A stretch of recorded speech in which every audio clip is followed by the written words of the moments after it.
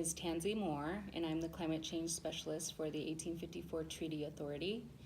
The 1854 Treaty Authority is an intertribal natural resource management organization that manages off-reservation treaty rights for the Bois Forte and Grand Portage bands.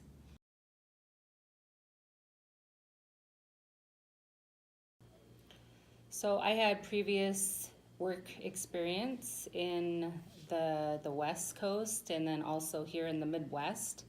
I was previously working for a Wisconsin tribe here in the Midwest in developing a climate adaptation plan.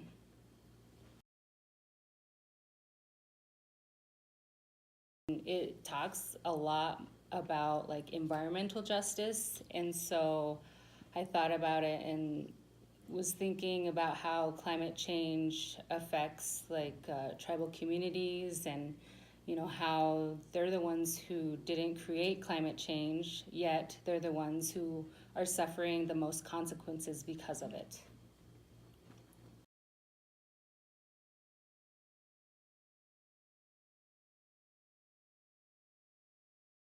So from a historical perspective, subsistence hunting and fishing and gathering have been the foundation of Chippewa culture. And so the Treaty of 1854 was where the Chippewa of Lake Superior ceded or transferred ownership of lands in the northeastern portion of Minnesota to the United States, which is known as the 1854 ceded territory. And some of the problems with climate justice is that climate and resource changes in the 1854 ceded territory being impacted by climate change is a problem, because once the range shifts with climate and it moves outside of the ceded territory boundary, then the band's rights to exercise their treaty rights are interrupted because they're stuck to that boundary and cannot shift with resources.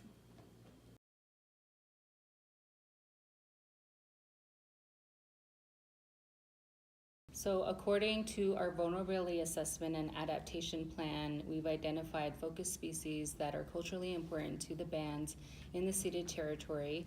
And for example, we have moose that are highly vulnerable to the added heat stress because of their thick coat, which can cause them to overheat in the summer.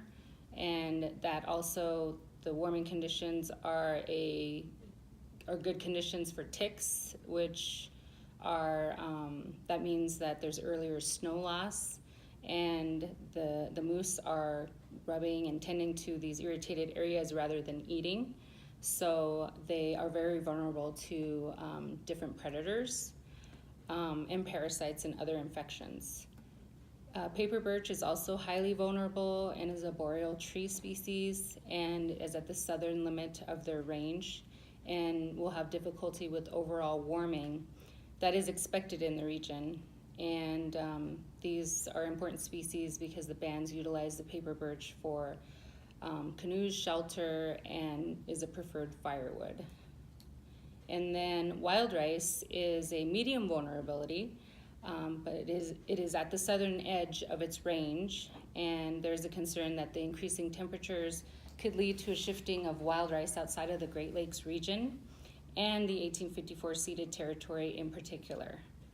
Wild rice is harvested for food and is a significant role in Ojibwe cultural practices and serves as an economic resource.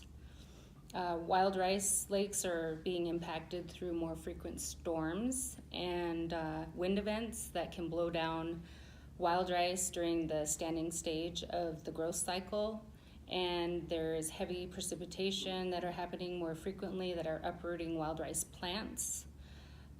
Under the increasing emission scenario, which doesn't help the warming conditions, is that 1854 Treaty Authority is having to deal with current taconite mining and electric utilities, which are having a negative impact on wild rice lakes.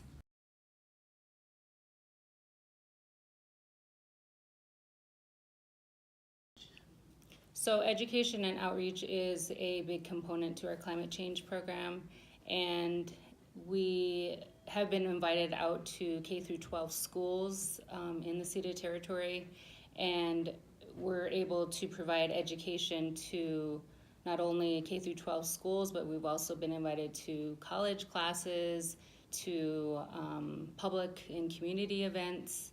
And so this is an opportunity for us to talk about treaty rights and how it impacts from climate change can have on the treaty resources. So that's an important component to education and outreach.